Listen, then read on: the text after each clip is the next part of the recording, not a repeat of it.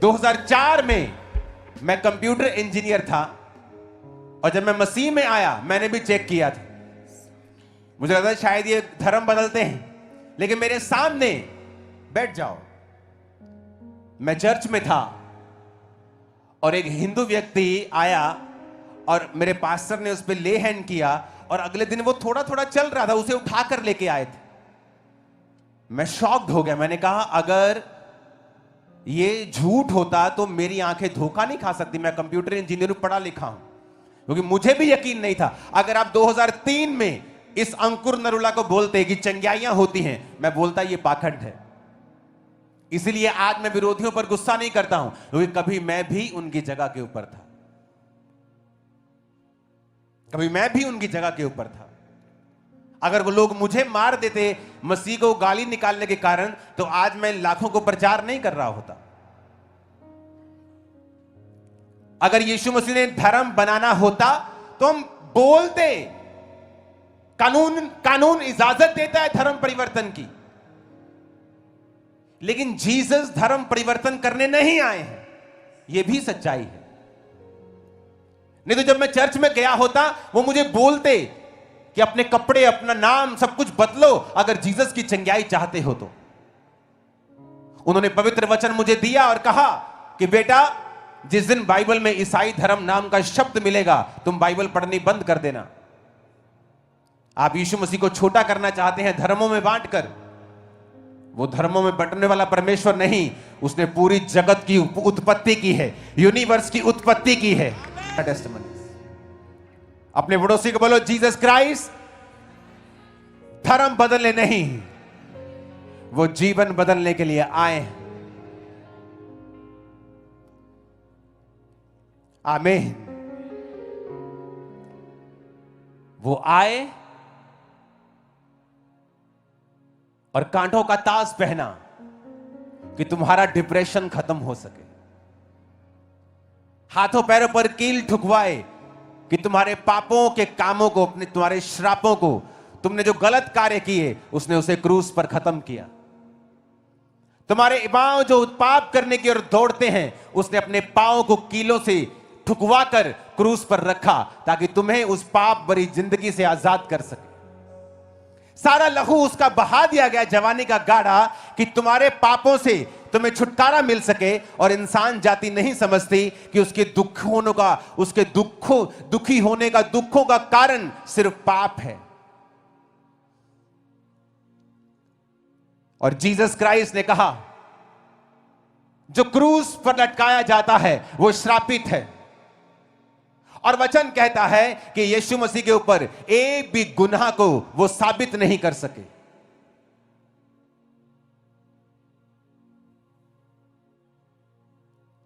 राजा कहता, यीशु कोई गुनाह तुझ पे साबित नहीं होता, जस्ट अपने मुंह से कह दे कि जो चीजें ये बोल रहे हैं ये झूठ है, बस इतना कह दे, बस कुछ नहीं कहना और तुझे कोई सबूत नहीं देना। एवरीथिंग इज क्लियर, सब कुछ क्लियर है कि ये लोग सब झूठ बोल रहे हैं, बस अपने मुंह से बोल दो आप। जीसस ने कहा, इन्होंने मुझे नहीं पकड़ा, मैंने इनके बीच में रहा 3.5 साल, इनके लंगड़ों को चलाया, इनके अंधों को आंखें दी, इनके मुर्दों को जिलाया, ये मुझे पकड़ नहीं सके, लेकिन आज मैंने अपनी मर्जी से अपने आप को इनके हाथों में दिया है। सब लोग बैठकर वचन को सुनो। और मैंने अपनी मर्जी से अपनी जिंदगी इनको दी है, और मैं अपनी मर्जी से तीसरे दिन जी उठूंगा और अपनी जिंदगी को वापस ले लूंगा। वो कोई बेचारा परमेश्वर नहीं है जो क्रूस पर लटका हुआ है। आज वो सर्वशक्तिमान परमेश्वर की दाहिनी हाथ बैठा हुआ है और आपको और मुझको देख रहा है। वो राजाओं का राजा है आज। वो कोई बेचारा परमेश्वर नहीं है जो क्रूस पर लटका हुआ है, जो अपने आप को बचा नहीं सका। उसने कहा, मैं तुम्हारे लिए जान दूंगा और तीसरे दिन मुर्दों में से जी उठूंगा। फिर जी उठ के प्रचार किया, फिर जी उठ के 40 दिन चेलों के साथ रहा, खाता रहा, पीता रहा, हर वो चीज की जो एक जीवित आदमी करता है। और 41वें दिन वो स्वर्ग पे फिर चढ़ा दिया गया और फिर कहा, मैं तुम्हें लेने के लिए दोबारा वापिस आऊंगा। आज जब डॉक्टर्स गवाहियां दे रहे हैं, वकील, पुलिस वाले, क्या आप इन्हें बुद्धू समझते हैं? क्या आप इनको धमकी दे सकते हैं? क्या इनके साथ आप जबरदस्ती कर सकते हैं क्या?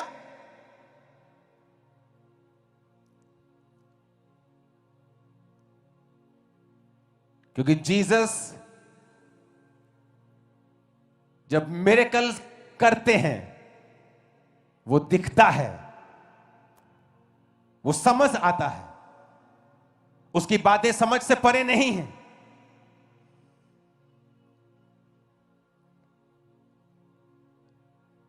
आज अपनी चर्च में आके अच्छा लग रहा है मेरे को। मैंने कभी नहीं सोचा था कि मॉर्निंग मीटिंग में इतने लोग होंगे कि ओवरफ्लोस पे ओवरफ्लो लगाने पड़ेंगे, सड़कें भर जाएंगे, मुझे मालूम नहीं था। जीसस यहां मौजूद है आपको छूने के लिए। आज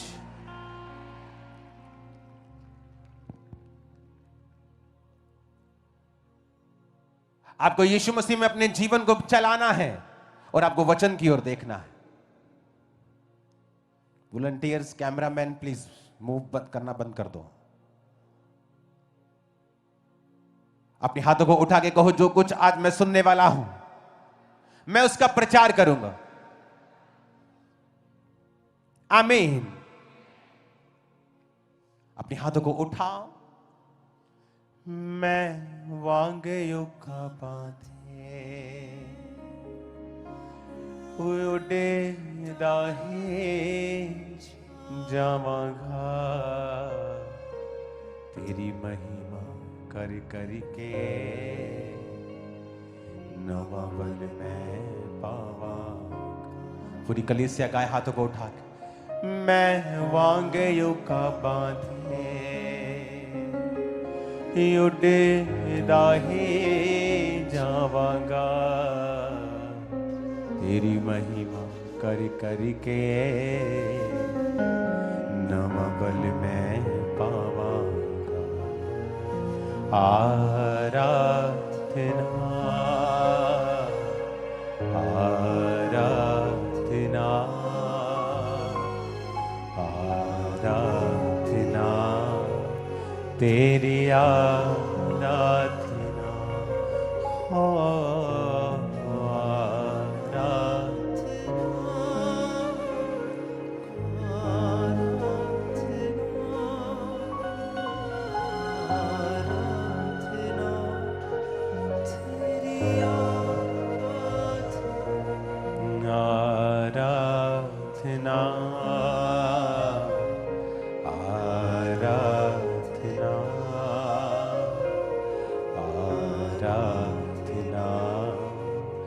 तेरी आराधना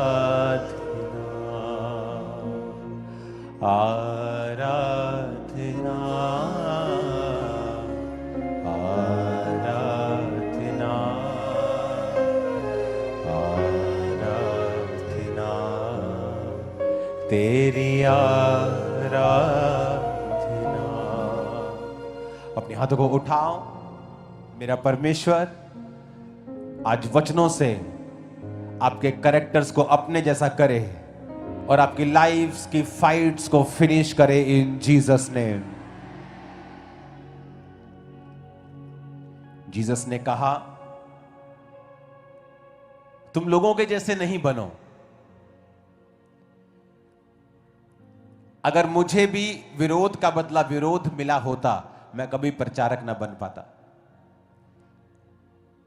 क्योंकि परमेश्वर का प्रचार करने के बाद मैं मेंटली अपसेट हो गया था और मुझे नहीं मालूम था कि मैं मेंटली अपसेट क्यों हूं। मैं न्यूरोलॉजिस्ट के पास जाता रहा, डॉक्टर्स के पास जाता रहा, डिप्रेशन एंजाइटी मेडिसिन खाता रहा। डिप्रेशन इतना बढ़ गया कि वो सुसाइडल रूप धारण कर गया। मुझे नशों का सहारा लेना पड़ा, भांग की टिक्कियां खानी पड़ी, शराब पीनी पड़ी, सिगरेट पीनी पड़ी, हर टाइम नशे में रहना पड़ा ताकि मैं आजाद रह सकूं इस रोग से। पर वो जब बढ़ता गया और बढ़ता गया और एक हिंदू व्यक्ति ने यीशु मसीह के बारे में बताया और कहा कि आपने जो सुना है वो मीडिया से सुना है, लोगों से सुना है, क्या आपने खुद कभी देखा है यीशु मसीह के पास जाकर? और उस समय जब मैं टूट चुका था और मुझे कोई मतलब नहीं रह गया था किसी चीज से, और रात को नशा करके 16 अगस्त 2004 रात को 8 बजे अपने बाइक के ऊपर गाड़ी जाना, वहां गली में गाड़ी नहीं जाते, बाइक पे गया मैं चर्च को देखने के लिए, और तभी भी चर्च नहीं गया, नशे करता रहा, जुआ खेलता रहा। लेकिन 2 महीने के अंदर अंदर जब मैं वचन सुनता था, लोगों को चंगे होते देखता था, तो मेरी आंखों से आंसू निकलते थे कि क्या ऐसा कोई परमेश्वर है जो आज भी काम करता है, जो सिर्फ बातें नहीं करता, रियल में लोगों को चंगा भी करता है। मेरे सामने मेरे ही सोसाइटी के लोग आते थे और चंगे होते थे। आप किसी को एक दिन बेवकूफ बना सकते हैं, 2 दिन बना सकते हैं, 10 महीने तक बना सकते हैं, लेकिन क्या आप सालों साल, सारी उम्र किसी को बेवकूफ बना सकते हैं? नहीं। जब मैं लगातार परमेश्वर को देखता गया, मैं एक अमीर घराने से था, मेरे पास कंप्यूटर था, उस समय इंटरनेट था, बड़ा घर था। मैंने जब खुद चेक किया लोगों को कि लोग वाकई में परमेश्वर के काम हो रहे हैं, और मसीह में आने के 2 महीने में ही मैंने बैप्टाइज लिया, अपना जीवन परमेश्वर को दिया और खुदाबंद की सेवा करने लगा। और तब भी मैं बिजनेस करता था, शाम को लोगों को फ्री मैं सुसमाचार देने के लिए, शाम को काउंसलिंग करने के लिए लोगों को जाता था। जब लोग फायदा होने लगा, लोगों को काउंसलिंग से लोगों को समझ आने लगी कि परमेश्वर के बारे में, तो मैं हर शाम को जब निकलता था, हर शाम में जाता था। तो इस तरह से खामरा चर्च की स्थापना हुई थी। और 2008 जुलाई में 3 लोगों के साथ वो चर्च स्टार्ट हुआ था, क्योंकि मेरा पैशन था कि जो मैंने यीशु मसीह से पाया है, कि जो सच्चाई मुझे पता है क्राइस्ट की, वो लोगों को पता होनी चाहिए। कि मैं भी मसीह का एक विरोधी था। अगर तुम विरोधी हो तो मैं तुमसे नफरत नहीं करता हूं, मैं तुमसे प्यार करता हूं, क्योंकि जीसस भी तुमसे प्यार करते हैं। वो तुम्हारे लिए ही आए हैं, तुम्हारे लिए भी उसने जान दी है। आज हम क्राइस्ट के सिस्टम को भूलते जा रहे हैं। बाइबल कहती है कुरिन्थिया के लोग, विश्वासी, एक दूसरे पर कोर्ट केस कर रहे थे। तो पौलुस को जब मालूम हुआ कि विश्वासी आपस में ही एक दूसरे के ऊपर कोर्ट केस कर रहे हैं, तो उसने उनको पत्री लिखी। आप जानते हैं पौलुस की पत्रियां क्यों लिखी गई? क्योंकि पौलुस जब कलीसिया स्थापित करता था, तो कलीसिया की यह आदत होती है लाइन से अलग चलना। तो पौलुस को जब समाचार मिलते थे कि इस कलीसिया में ये हो रहा है, इस कलीसिया में ये कमी है, इस कलीसिया के लोगों में ये कमी है, तो वो दूर से पत्रियां लिखा करता था। और उन्हीं पत्रियों को आज हम पढ़ते हैं और आशीषित होते हैं। तो वचन कहता है कि वो पत्रियां लिख रहा था क्योंकि उसको मालूम हुआ कि कुरिन्थिया की कलीसिया के लोग आपस में एक दूसरे के ऊपर कोर्ट केस कर रहे हैं। तो पहला कुरिन्थिया 6 उसकी 1 से 8 आयत में लिखा, पौलुस कहता है कि तुम में से किसी को ये हियाव, ये हौसला है कि जब दूसरे के साथ झगड़ा हो तो फैसले के लिए अधर्मियों के पास जाए और पवित्र लोगों के पास ना जाए। क्या तुम नहीं जानते पवित्र लोग जगत का न्याय करेंगे, और यदि तुम जगत का न्याय करोगे तो क्या तुम छोटे से छोटे झगड़े का भी निर्णय करने के योग्य नहीं हो? क्या तुम नहीं जानते हम स्वर्गदूतों का न्याय करेंगे? क्या तो संसारिक बातों का निर्णय ना करें? यदि तुम्हें संसारिक बातों का निर्णय करना हो तो क्या उन्हीं के पास बैठोगे जो कलीसिया में कुछ नहीं समझे जाते हैं? मैं तुम्हें शर्मिंदा करने के लिए यह कहता हूं, क्या सचमुच तुम में से एक भी बुद्धिमान नहीं मिलता जो अपने भाइयों का निर्णय कर सके? तुम में भाई भाई में मुकदमा होता है और वह भी अविश्वासियों के सामने, परंतु सचमुच तुम में बड़ा दोष तो यह है कि आपस में मुकदमा करते हो। अन्याय क्यों नहीं सहते, अपनी हानि क्यों नहीं सहते? परंतु तुम तो स्वयं अन्याय करते और हानि पहुंचाते हो, और वह भी भाइयों को। आज मेरे स्पिरिचुअल फादर की मदर उनको ये बातें बोलती होती थी कि जब बेटा तुम्हें लगे कि तुम्हारी सेवकाई में रिजल्ट नहीं आ रहा है, जो तुम्हारा डिजायर्ड रिजल्ट है, जो तुम खुदाबंद में चाहते हो, जो चंगाइयां, मिरेकल्स, हीलिंग्स, डिलीवरेंस लोग तुम चाहते हो जब तुम्हारी लाइफ में ना हो रहा हो तो बेटा अपनी लव लाइफ को याद करना। Please watch out your love life. तुम्हारी लव लाइफ कैसी है? तुम दूसरों से कितना प्यार करते हो?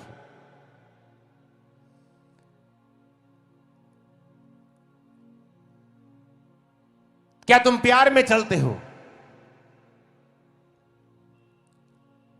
अपने आप को चेक करना। पौलुस कहता, मैं तुम्हें शर्मिंदा करने के लिए कहता हूं कि अविश्वासियों के सामने तुमने एक रॉन्ग एग्जाम्पल पैदा की। कहता अन्याय सह लो, हानि सह लो, पर अविश्वासियों को बात करने का मौका मत दो। कहता तुम में एक भी बुद्धिमान नहीं मिलता क्या? क्या तुम नहीं जानते तुम स्वर्गदूतों का न्याय करोगे? क्या तुम नहीं जानते कि तुम दूसरों का न्याय करोगे जब स्वर्ग में जाओगे? तो क्या तुम धरती पर तुम इन संसारिक झगड़ों का न्याय करने के योग्य नहीं हो? रोमियो 12 उसके 17 से 19 में लिखा है, बुराई के बदले किसी से बुराई ना करो, जो बातें लोगों के लिए निकट भली हैं उनकी चिंता किया करो। अपना बदला ना लो, परमेश्वर के क्रोध को अवसर दो, क्योंकि परमेश्वर कहता है बदला लेना मेरा काम है, मैं ही बदला लूंगा। पहला पत्रस 2 उसकी 19 से 23 में लिखा है, यदि कोई परमेश्वर का विचार करके अन्याय से दुख उठाता हुआ कलेश सहता है तो यह सुहावना है। तुमने अगर अपराध करके मुक्के खाए तो धीरज धरा, तो इसमें क्या बड़ाई है? यदि भला काम करके दुख उठाते और धीरज धरते हो तो यह परमेश्वर को भाता है, और इसी के लिए तुम बुलाए गए हो। मसीह भी तुम्हारे लिए दुख उठाकर तुम्हारे लिए एक आदर्श दे गया कि तुम भी उसके पद चिन्हों पर चल सको। ना उसने पाप किया, ना उसके मुंह से छल की कोई बात निकली। वो गाली सुन के गाली नहीं देता, दुख उठाकर किसी को धमकी नहीं देता था, वरन अपने आप को सच्चे न्याय के हाथों में सौंप देता था।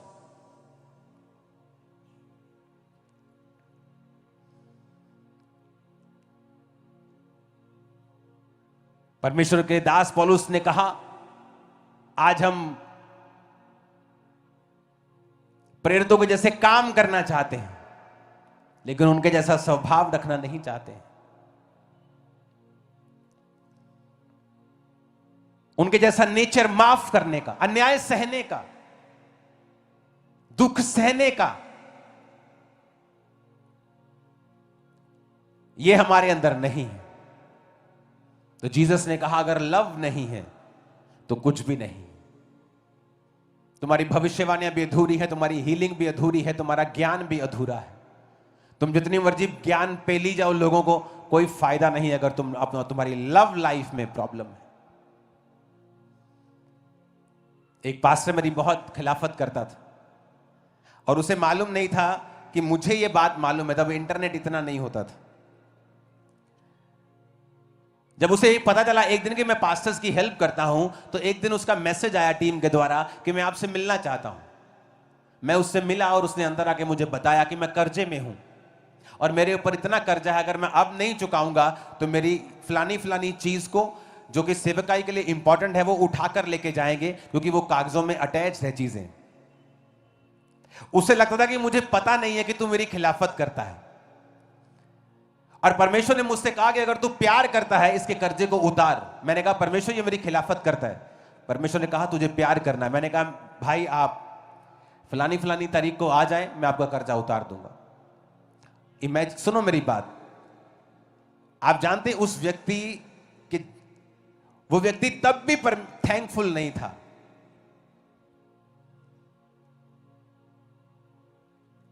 लेकिन उसका कर्जा मैंने उतारा। मेरे पास कुछ सैकड़ों लोग तब आते थे, आज वो लाखों में है। सुनो मेरी बात, वो व्यक्ति का कर्जा उतर गया पर उसका लेवल कभी बड़ा नहीं हुआ। वो आज भी उसी लेवल पे है। मेरा लेवल जिस लेवल पे मैं उस समय था उससे 10 गुना बढ़ चुका है, 20 गुना बढ़ चुका है, लेकिन उसका नहीं बढ़ा। क्यों? अगर हम अपने स्वभाव को चेंज नहीं करेंगे, हमारी जिंदगी में कभी बड़ा बदलाव नहीं होगा। उसके बाद उसका कभी थैंक्स गिविंग के लिए मैसेज नहीं आया आज तक।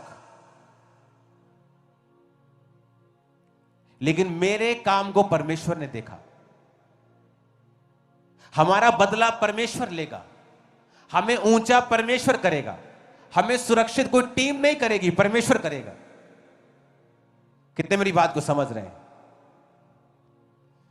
जब हम सब कुछ खुदा के हाथों में सौंप देते हैं, then automatically Jesus has to enter. उसे हमारी लाइफ में एंटर करना होगा, क्योंकि हमने जीसस क्राइस्ट को प्रथम स्थान दिया है अपनी लाइफ में।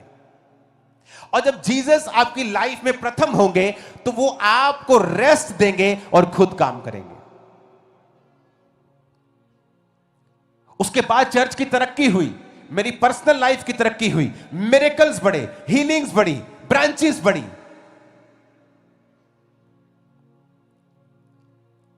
आज हम चर्च की जगह पे हैं। जो आप लोग क्रूसेड समझ रहे हैं, ये चर्च की ब्रांच आप समझ लो, इसको इमेजिन करो।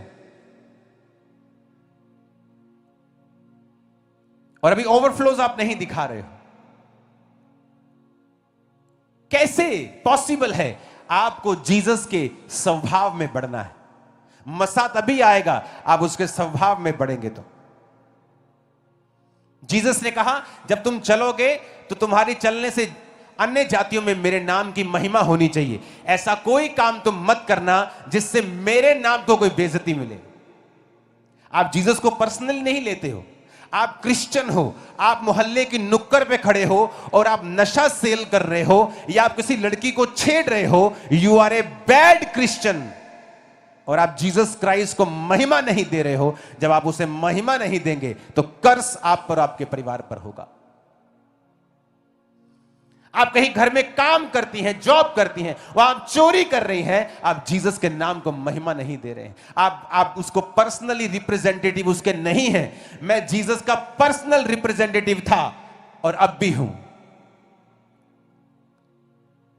जब मैं अपना टाइल्स का बिजनेस करता था तो जितनी भी एनआरआई बेल्ट है, वेगोवाल, नडाला, प्लाथ, जितनी भी एनआरआई बेल्ट है, यहां हमारा सारा टाइल्स का सामान जाया करता था लाखों रुपए में।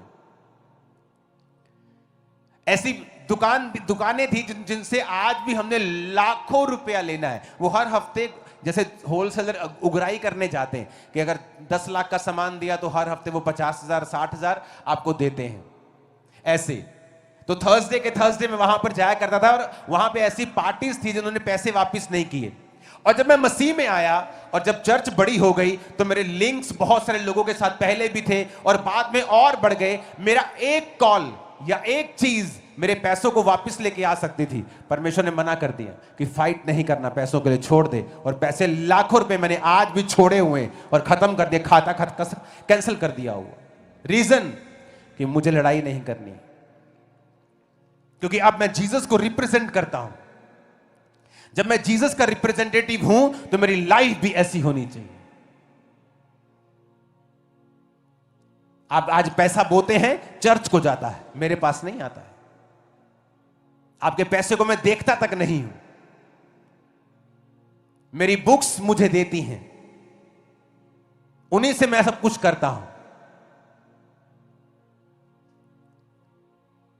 आज आपको ऐसा कैरेक्टर बिल्ड करना है कि लोग जब आपको देखें तो बात ना कर सकें आपके खिलाफ, दाव ना मिल सके उनको। जब जीसस आपको देखते हैं कि इस आदमी ने मुझे पर्सनल ले लिया है, कि आप ये काम नहीं करेंगे क्योंकि आप क्राइस्ट के कहलाते हैं, मसीह आपके नाम के पीछे लगता है, या आप क्रिश्चियन बन चुके हैं। कोई आपको देखेगा, क्या बोलेगा? आपका पड़ोसी अगर जानता है कि आप क्रिश्चियन फैमिली हैं और आप बिजली की कुंडी लगाकर चोरी कर रहे हैं, आपने अपनी गवाही को खराब कर लिया है। आपकी प्रार्थनाएं कबूल नहीं होंगी, मैं आपको बता रहा हूं। क्योंकि आप नहीं समझ रहे हैं कि इस धरती के ऊपर जब आप मसीही हैं तो आप जीसस को दिखाने वाले हैं। आप उसके रिप्रेजेंटेटिव हैं, आप उसके एम्बेसडर हैं। आप दिखाने वाले हैं कि जीसस कैसा है, मुझे देखो। लेकिन आज पास्टर्स देखें अपनी लाइफ को, क्या आप अपनी लाइफ को बोल सकते हो कि मैं जीसस के जैसा हूं? जेलसी आप में, प्रोग्रामिंग हर तरफ खिलाफत आप में, आप कैसे बोल सकते हैं? आपका मकसद यीशु मसीह को महिमा देना होना चाहिए।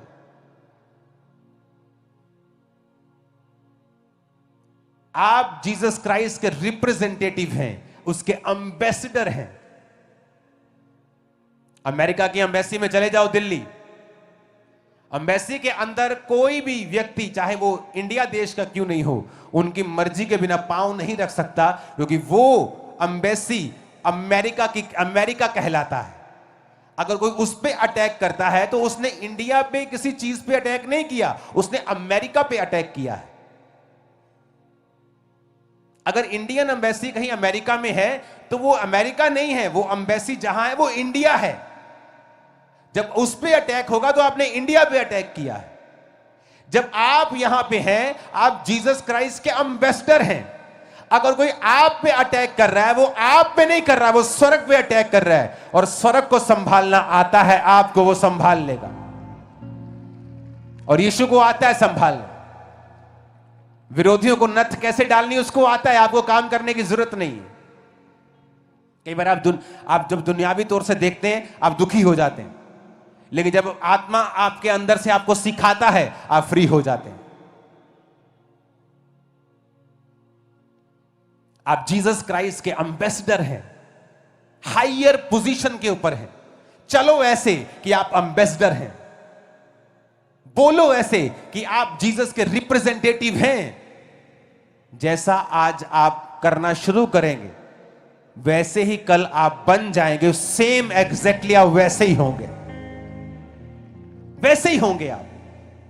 वो बरकतें, वो लाइफ की ब्लेसिंग आपकी लाइफ के ऊपर होंगी, क्योंकि अगर जीसस ने आपको अपना रिप्रेजेंटेटिव बनाया है तो ऐसा नहीं हो सकता कि आप अमेरिकन एम्बेसी में काम कर रहे हो और आपके पास गाड़ी ना हो जाने के लिए, आपको सुरक्षा ना मिले, ऐसा नहीं हो सकता। फिर वो आपको सुरक्षा भी देगा, वो आपकी जरूरतें भी पूरी करेगा, वो आपको शर्मिंदा भी होने से बचाएगा, और वो आपको ऊंचा भी करेगा उन्हीं वैरियों के सामने जो आपको नीचा करने की कोशिश कर रहे हैं। आप और 100 गुना ऊंचे होने जा रहे हैं, मुझ समेत। आमीन खड़कने वाला चाहिए। Hallelujah, hallelujah. हमारा काम जीसस क्राइस्ट के प्रेम को फैलाना है। अगर प्रेम नहीं फैला पाए हम तो ज्ञान पेलना अधूरा है। परमेश्वर ने कहा चंगाइयां अधूरी हैं, सब कुछ अधूरा है। कहता फिर तुम कंसेप्ट को समझ ही नहीं पाए कि यीशु मसीह क्या करने के लिए आए। चर्च को किसी भी तरह के नफरत से बचना चाहिए, पॉलिटिक्स से बचना चाहिए। चर्च का काम पॉलिटिक्स करना नहीं है।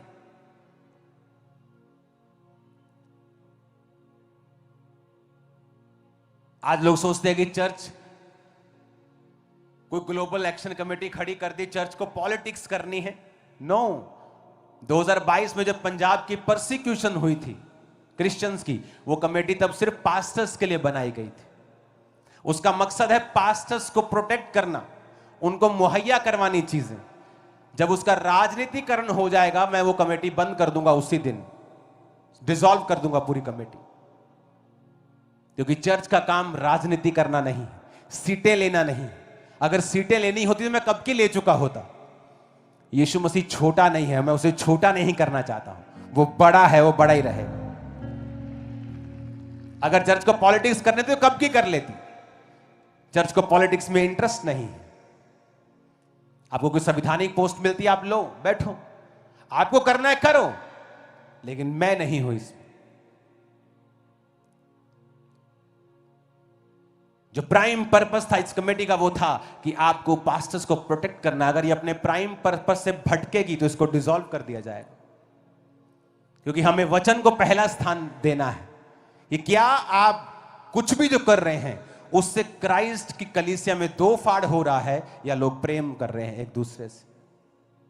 ऐसी कोई चीज जो दो फाड़ हो रही है, जो कलीसियाओं को अलग कर रही है, वो कलीसिया के लिए सही नहीं है, सेवकाइयों के लिए सही नहीं। हमें सबसे प्यार करना पड़ेगा, सबको लव करना पड़ेगा, सबको संग लेना पड़ेगा, क्राइस्ट के जैसा बनना पड़ेगा। एक दूसरे की सहनी भी पड़ेगी, एक दूसरे से प्यार भी करना पड़ेगा। एक दूसरे के लिए प्रार्थना भी करनी पड़ेगी। यीशु मसीह की पर्सनल जिम्मेवारी लेकर अब ऐसा चलना भी पड़ेगा, क्योंकि आप क्राइस्ट के रिप्रेजेंटेटिव हैं। कितने मेरी बातों को समझ रहे हैं? आप कैसे हो सकता है कि आप एक व्यक्ति के सामने ही गिर जाएं, उसको पता हो कि आप गिरे हुए हैं, आप कैसे सुबह उठ के अपना मुंह दिखा सकते हैं किसी को? मुझे तो अंदर से फील होती है ये चीज। अगर आपकी वाइफ को भी मालूम है कि आप स्पिरिचुअल नहीं हैं, आप अंदर से जेलसी करने वाले एक पास्टर हैं, तो आपको, मुझे नहीं मालूम आपको शर्मिंदगी फील होती है कि नहीं।